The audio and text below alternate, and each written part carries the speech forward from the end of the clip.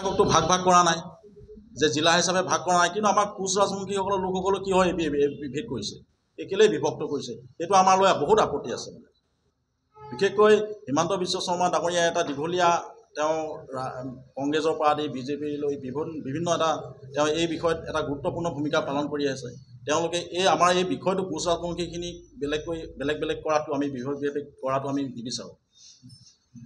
হয় হয়, মাননীয় এতিয়া মুখ্যমন্ত্ৰী মহোদয় কংগ্ৰেছৰ যেতিয়া তেওঁ মানে কেবিনেট মিনিষ্টাৰ আছিল, তেতিয়াও এই 6 জনগোষ্ঠীৰ জনজাতিকৰণৰ যিখন মানে যিটো বিভাগ, এই বিভাগটোৰ মুখ্য দায়িত্ব তেতিয়াও তেওঁ বহন কৰি আছে। এইটো নহয় যে তেওঁ এতিয়াই কিবা এটা হেৰি কৰিছে, নতুন কিবা এটা কৰিছে, তেওঁ আগতো এই দায়িত্বটো লৈ আছে। তেওঁ জানে গোটেই কথাটো, জানি পেলাই কৰা যেন আমাৰ অনুভৱ হৈছে। এতিয়া ট্ৰাইবেল সংঘই যিটো ধৰণৰ তেওঁলোকে আপত্তি দেখাইছে, বিশেষকৈ কোচ ৰাজবংশীখিনি মানে লোকখিনি আমাৰ যি উজনি অসমত আছে, বিশেষকৈ মাজুলী চিটটোৰ কথা কৈ তেওঁ কৰুণা দত্তৰ কথা কৈছে যে তেওঁ আমাৰ বিশেষকৈ যিটো ট্ৰাইবেল চিটত তেওঁলোকে আমাৰ কোচ ৰাজবংশীসকল জিকি আহিছে। ঠিক তেনেকুৱা নহয়, আমি কোনোবা আদিত্য খাকলাৰীৰ পৰা আমি জনজাতিকৰণ বিচৰা নাই। আমি জনজাতিকৰণ বিচাৰিছোঁ ভাৰতীয় সংবিধানৰ গণ্ডিৰ ভিতৰত, আৰু আমি জনজাতিকৰণ বিচাৰিছোঁ ভাৰতীয় কি কয় কেন্দ্ৰীয় চৰকাৰৰ পৰা। অসমক ট্ৰাইবেল ৰাজ্য ঘোষণা কৰিব লাগিব। এতিয়া যিখিনি ইছ্যু চলি আছে, যিখিনি ইছ্যু এতিয়া ইতিমধ্যে আৰম্ভ হৈছে যে আমাৰ কেইবাটাও চিট হেৰাই গ'ল, আমি অসমীয়াৰ ভূমিপুত্ৰ খিলঞ্জীয়া মানে সংখ্যালঘু হ'ল, ইয়াক কেনেকৈ প্ৰটেক্ট কৰিব, কেনেকৈ ডিফেণ্ড কৰিব? সেইটো কৰিবৰ কাৰণেতো অসমক জনজাতীয় ৰাজ্য ঘোষণা কৰিব লাগিব। আৰু সেই আন্দোলনটোত আমি আছোঁ, সদায় আছোঁ। সেইটো কোনোবা আদিত্য খাকলাৰীৰ পৰা আমি জনজাতিকৰণ বিচৰা নাই। আমি ভাৰতীয় সংবিধানৰ গণ্ডিৰ ভিতৰত থাকি পেলাই আমি জনজাতিকৰণ বিচাৰিছোঁ। সেইকাৰণে কোনোবা আদিত্য খাকলাৰীয়ে হুমকি দিব, ধমকি দিব, সেইটো কথা আমি মানি ল'ব নোৱাৰোঁ। সেইটো তেনেকৈ ধৰণৰ হ'ব। তেওঁক কোৱাৰ অধিকাৰ নাইতো। কোচ ৰাজবংশী জনজাতি দিলে আমাৰ আপত্তি আছে, তেওঁ কোন আপত্তি কৰিবলৈ? মানে কৰুণা দত্তই যেতিয়া তেওঁ নাই, এইটো নিৰ্বাচনী মন্ত্ৰীগোটৰ প্ৰতিবেদনৰ পিছত যি আনন্দ উল্লাস, এইটো নিৰ্বাচনী টোপৰ বাদে একো নহয়। আৰু আমাৰ যদি কোনোবাই তেনেকুৱা ধৰণৰ আনন্দ উল্লাস কৰিছে, নাই কোনোবাই শৰাই দিয়া বুলি মই গম পাইছোঁ। সেইটো আচলতে মেচিয়ৰ্ড নহয়। সেইটোত তেওঁলোক আমাতকৈ তেওঁলোক জ্যেষ্ঠ হ'ব পাৰে, আমাতকৈ তেওঁলোক বয়সত ডাঙৰ হ'ব পাৰে, কিন্তু তেওঁলোকৰ সেইটো মেচিয়ৰিটি নাই। তেওঁলোকে সেইটো ইমেচিয়ৰ্ড কাম কৰিছে। মানুহে বোম ফটকা আনন্দ উল্লাস কেতিয়া কৰে? যেতিয়া প্ৰাপ্য অধিকাৰটো পায়। প্ৰাপ্য অধিকাৰটো দিম বুলি ক'লে যদি আনন্দ উল্লাস প্ৰকাশ কৰে, তেওঁলোকৰ সেইটো আচলতে যি মেচিয়ৰিটি থাকিব লাগে, সেই মেচিয়ৰিটিটো তেওঁলোকৰ নাই।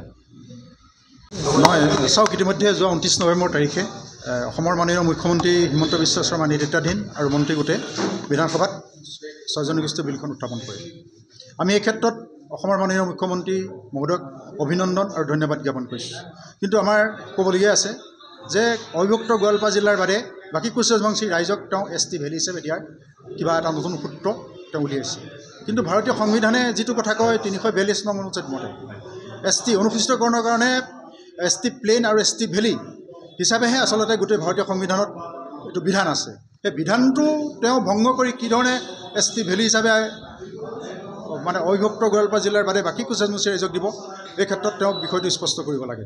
আৰু 1996 চনত যেতিয়া কোচ ৰাজবংশীসকলে জনজাতিকৰণৰ প্ৰমাণপত্ৰ পাইছিল, তেতিয়া কিন্তু নামনি অসমৰ কোনো চিট কোচ ৰাজবংশীসকলে গেইন কৰিব পৰা নাছিল। আমি মাজুলী চিটটো গেইন কৰিছিলোঁ। এতিয়া এই ক্ষেত্ৰত আকৌ এতিয়া উজনি নামনিত তেওঁলোকে কিয় ভাগ কৰিছে, এই ভাগটোত আমি সন্দিহান হৈ পৰিছোঁ। আৰু এইখিনিতে আমি অসমৰ মাননীয় সাংসদ আমাৰ যোৰহাট লোকসভা সমষ্টিৰ বিৰোধী দলৰ উপদলপতি গৌৰৱ গগৈ ডাঙৰীয়াক আমি ইয়াৰ পৰা আহ্বান জনাব বিচাৰিছোঁ। তেওঁ যিহেতু অন্যান্য বিষয়ত যিধৰণে সৰব হৈ থাকে পাৰ্লিয়ামেণ্টত, কোচ ৰাজবংশীৰ লগতে 5টা জনগোষ্ঠীক জনজাতিকৰণৰ যি বিল বা যিটো তেওঁৰ ভূমিকা, এই ভূমিকাটো আমি সবল হোৱাটো বিচাৰিছোঁ। আৰু যদি তেওঁ এই ক্ষেত্ৰত কিবা নিলিপ্ত আৰু দুৰ্বল ভূমিকা বা তেওঁ মৌন হৈ থাকে, এই ক্ষেত্ৰত যদি তেওঁ এৰাই চলে, তেতিয়াহ'লে অহা লোকসভা নিৰ্বাচনত কিন্তু ইয়াৰ ফল ভোগ কৰিব।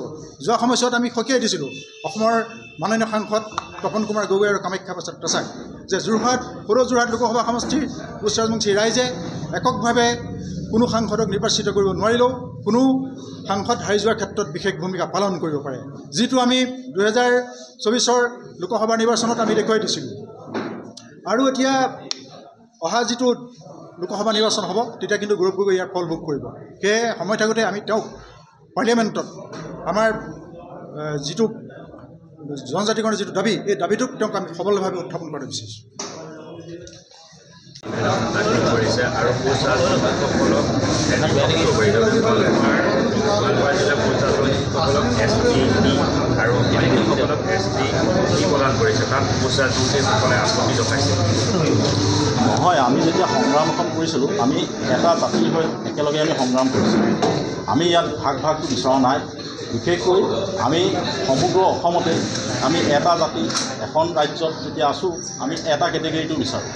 আমি বিশেষকৈ 5খন জিলাত এটা কেটেগৰী আৰু বাকী যি অবিভক্ত গোৱালপাৰা জিলাৰ বাহিৰৰ যিখিনি আমি আছোঁ, ৰাইজসকল আছোঁ, কোচ-ৰাজবংশীসকল আছোঁ, আমি এটা কেটেগৰী বিচাৰিছোঁ। আমি কোনো ইয়াত ভাগ বিচৰা নাই। আমি সেইকাৰণে মুখ্যমন্ত্ৰী ডাঙৰীয়াক আকৌ এবাৰ বিবেচনা কৰি আকৌ নতুনকৈ পুনৰবাৰ এই প্ৰতিবেদনখন দাখিল কৰিবলৈ আমি অনুৰোধ জনাওঁ। আৰু সাংসদ যোৰহাট লোকসভা সমষ্টিৰ সাংসদ গৌৰৱ গগৈয়ে কালি মন্ত্ৰীগোটৰ প্ৰতিবেদন সন্দৰ্ভত লোকসভা মন্ত্ৰী এখন বক্তব্য দাঙি ধৰিছে আৰু গৌৰৱ গগৈ পদক্ষেপ বা কণ্ঠ আৰু অধিক হ'ব লাগিছে। মানে মই আগৰ পৰা আমি মন কৰি আছোঁ, আপুনি চাব সংসদত গৌৰৱ গগৈয়ে হওক বা প্ৰদ্যুৎ বৰদলৈয়ে হওক এই বিষয়টো তেওঁলোকে উত্থাপন কৰি আছে। কিন্তু যদি সদিচ্ছা থাকে বিজেপি দলৰ, তেতিয়াহ'লে তেওঁলোকে প্ৰধানমন্ত্ৰী আমাৰ নৰেন্দ্ৰ মোদী ডাঙৰীয়া তেওঁলোকে বিশেষকৈ আমি আগন্তুক যি যোৱাবাৰ ইলেকশ্যনত তেওঁ আহি পেলাই কৈ দিছিল যে 6 জনগোষ্ঠীৰ জনজাতিকৰণটো তেওঁ 6 মাহৰ ভিতৰত কৰি দিম বুলি কৈছিল। কিন্তু আজি 6 মাহ নালাগে, তেওঁলোকৰ আজি কেন্দ্ৰত 15 বছৰ হ'ব, আমাৰ ৰাজ্যত আজি 10 বছৰ হ'ব। কিন্তু এই বিষয়টো কিহৰ কাৰণে ইমান মানে তেওঁলোকৰ সদিচ্ছা নাই এইটো আমি অনুভৱ কৰিব পাৰিছোঁ। বিশেষকৈ আমি কোচ-ৰাজবংশীসকলে আমাক লৈ যিটো ৰাজনীতি কৰা হৈছে এই ৰাজনীতি আমি কেতিয়াও মানি ল'ব নোৱাৰোঁ। আগন্তুক দিনত আমি ইয়াৰ বিৰুদ্ধে আমি মাৰ বান্ধি থিয় হ'ম। আমি বিশেষকৈ যি কোচ-ৰাজবংশী যি আগৰ আমি প্ৰাপ্য অধিকাৰ আমি ঘূৰাই আনিম। নিৰ্বাচন সমাগত তাৰ আগতে আপোনালোকৰ দাবীসমূহ পূৰণ কৰিব লাগিব। নাই, নিশ্চয় পূৰণ কৰিব লাগিব। নহ'লে আগন্তুক যি ইলেকশ্যন আছে বা যিটো আমাৰ বিধানসভা ইলেকশ্যন আহিছে, আমি ইয়াত এটা বিকল্প চিন্তা কৰিবলৈ আমি বাধ্য হ'ম।